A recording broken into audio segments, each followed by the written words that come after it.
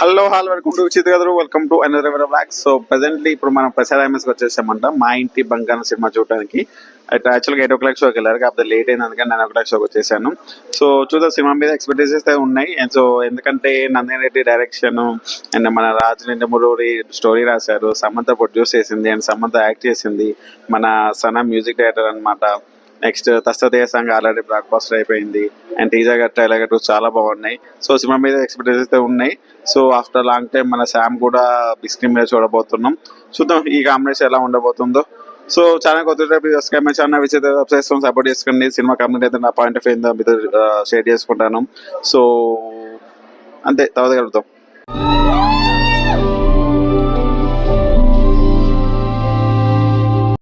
So final done with the film. So వాళ్ళు మాట్లాడేసుకుని it's a watchable movie అనిపించింది నాకైతే. ఇంకా డీటెయిల్ రివ్యూలోకి వెళ్ళిపోతే, ఇంకా మూవీ స్టోరీ విషయానికి వస్తే మనకు ట్రైలర్ చూసినట్టే సమంత తన హస్బెండ్తో కలిసి తన అత్తారింటికి వస్తుంది అనమాట ఫస్ట్ టైం.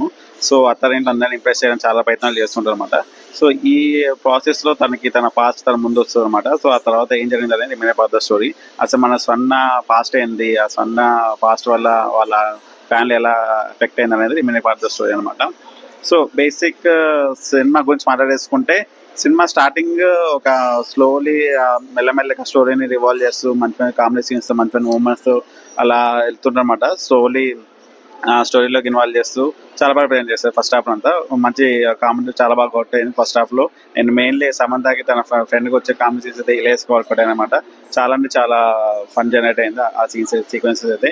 మెయిన్లీ ప్రీ ఇంటర్వెల్తో వచ్చే సీక్వెన్స్ అయితే చాలా ఇలేస్కి వర్క్ అవుట్ అయినాయి.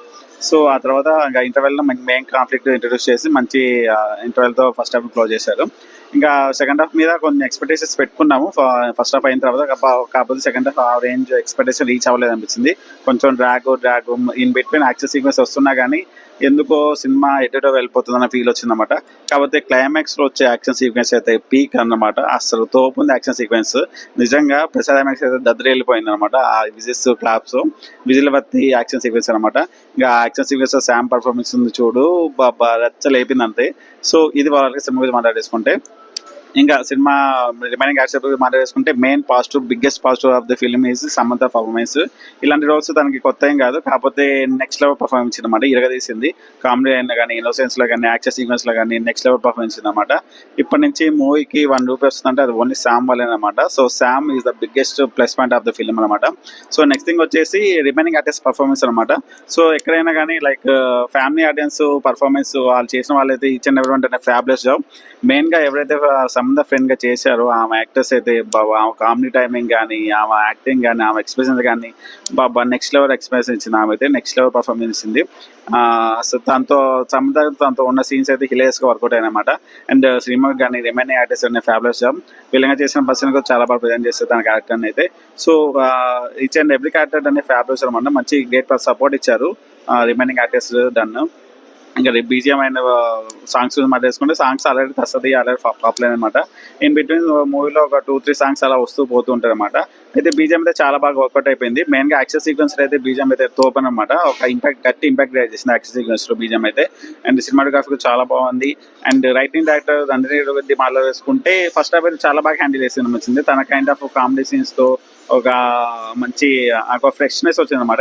లైక్ ఇలాంటి స్టోరీ మెయిన్గా ఒక మేల్ ఓరియంటెడ్ వాళ్ళకి పడుతుంది అనమాట. కాకపోతే ఇది female kind of positive point of వ్యూలో చూడటం వల్ల కొంచెం ఫ్రెష్నెస్ వస్తుంది అనమాట సినిమా చూస్తాను సేపు. అది కూడా మనం ఇంకా శామ్ చేసేసరికి ఇంకా నెక్స్ట్ లెవెల్కి వెళ్ళిపోయింది. So Nandini Reddy okay first half బాగా చాలా బాగా డీల్ చేసింది, కాకపోతే సెకండ్ హాఫ్ అంతా బాగా వర్కౌట్ అవ్వలేదు అనిపించింది. సో క్లైమాక్స్ యాక్షన్ పొజిషన్ అయితే ఓకే. అండ్ ప్రీ క్లైమాక్స్ ఒక డైలాగ్ ఉంటుంది, ఆ డైలాగ్ మొత్తం చాలా బాగుంది అనమాట. అది మంచి విజిల్ వర్తి డైలాగ్స్ పడతాయి అక్కడైతే. సో అది ఓవరాల్గా నాకు నచ్చిన పాజిటివ్ థింగ్స్ అయితే. ఇంకా నెగిటివ్ కోసం మాట్లాడేసుకుంటే జస్ట్ చెప్పే కదా already. So first half okay పర్లేదు, మంచి కామెడీ సీన్స్ ఉంటాయి, బాగుంటుంది, యాక్షన్ ఎపిసోడ్స్ ఉంటాయి, చాలా బాగుంటుంది. కాకపోతే ఎక్కడైతే ఫస్ట్ హాఫ్ స్టోరీ స్టార్ట్ అయిందో ఇంకా అక్కడే స్టోరీ ఎండ్ అయిపోతుంది అనమాట. ఇంకా అక్కడ నుంచి సెకండ్ హాఫ్ స్టోరీ అంటే ఏముండదు అనమాట. ఓన్లీ 2 క్యారెక్టర్స్ ఉంటాయి, క్యారెక్టర్స్ మధ్య కాన్ఫ్లిక్ట్స్ ఉంటాయి అంతే. సో దాని మధ్య ఒక స్ట్రాంగ్ కాన్ఫ్లిక్ట్ లా క్రియేట్ చేయటము, లేకపోతే మంచి లేయర్స్ లాగా యాడ్ చేయడం అంటూ ఏముండదు. సో క్యారెక్టర్స్ ఒకరికొకరు ప్రాబ్లం తెచ్చుకుంటారు, ఆ ప్రాబ్లం ఎలా సాల్వ్ చేసుకుంటారు. లైక్ మన మెయిన్ క్యారెక్టర్ సమంతకి ప్రాబ్లమ్స్ వస్తుంటాయి అన్నమాట. సో ప్రాబ్లమ్స్ కంటిన్యూ చేసుకుంటూ వెళ్ళిపోయారు కాబట్టి దానికి ప్రాపర్ సొల్యూషన్ అంటే ఏం రాలేదు. ఒక హై మూమెంట్ కానీ, ఒక సర్ప్రైజ్ ఫ్యాక్టర్ కానీ ఏముండదు అనమాట. టిల్ ద క్లైమాక్స్ వరకు ఏముండదు. సో క్లైమాక్స్ యాక్షన్ సీక్వెన్స్ ఒకటి సెకండ్ హాఫ్ కాపాడి నచ్చింది. అండ్ ఇన్ బిట్వీన్ ఒక ఫస్ట్ లో యాక్షన్ సీక్వెన్స్ ఉంది, అది కూడా చాలా బాగుంది అనమాట. కాకపోతే మంచి మంచి లైక్ క్యాట్ అండ్ మౌస్ లాంటి సీక్వెన్స్ ఒకటి ప్లే చేసినా కానీ స్కోప్ ఉంది. సినిమాలో అయితే చాలా వరకు మంచి మంచి సీన్స్ రాసుకునే స్కోప్ అయితే ఉంది. కాకపోతే దాన్ని ప్రాపర్గా యూజ్ చేసుకోవాలి అనిపిస్తుంది అనమాట. సో అది ఓవరాల్గా. అండ్ ఎమోషనల్ ఇంపాక్ట్ కూడా అంత బాగా వర్కౌట్ అవ్వలేదు. మెయిన్ గా హస్బెండ్ అండ్ వైఫ్ మధ్య ఒక ఎమోషనల్ సీక్వెన్స్ ఉంటుంది సెకండ్ హాఫ్ లో, అది అంత బాగా వర్కౌట్ అవ్వలేదు అనిపిస్తుంది నాకైతే. ఎమోషనల్ గా కొంచెం డీల్ చేస్తుంటే ఇంకా బాగుండేది సినిమా నా ఫీల్ వచ్చింది నాకైతే. అండ్ మెయిన్ గా ఏంటంటే తన పాస్ట్ ని చాలా బాగా లేతారు, ఫాస్ట్ లో అది చేసింది ఇది చేసింది అని. కాకపోతే పాస్ట్ అంతా ఇంపాక్ట్ గా క్రియేట్ ఇంపాక్ట్ గా ప్రజెంట్ చేయలేదు అనిపించింది నాకైతే ఆ పాస్ట్ సీక్వెన్స్ ఏదైతే. సో అక్కడే సినిమా చాలా వరకు డ్రాప్ అయిపోయింది అనమాట. ఇంకా అక్కడ నుంచి సినిమా అంత అంటే సీన్ బై సీన్స్ వస్తున్నా కానీ ఒక ఇంపాక్ట్ అని క్రియేట్ అవ్వదు, ఒక ఇంట్రెస్ట్ అనేది క్రియేట్ అవుతుంది అనమాట మనకైతే టిల్ ద క్లైమాక్స్ వరకు. అండ్ విలన్ రోల్ చాలా బాగా ఇంపాక్ట్ ప్రెజెంట్ చేశారు. ప్రెజెంటేషన్ సెటప్ అయితే బాగానే ఉంది, కాకపోతే దానికి తగ్గ పే ఆఫ్ అయితే ఇవ్వలేదు అనిపించింది నాకైతే.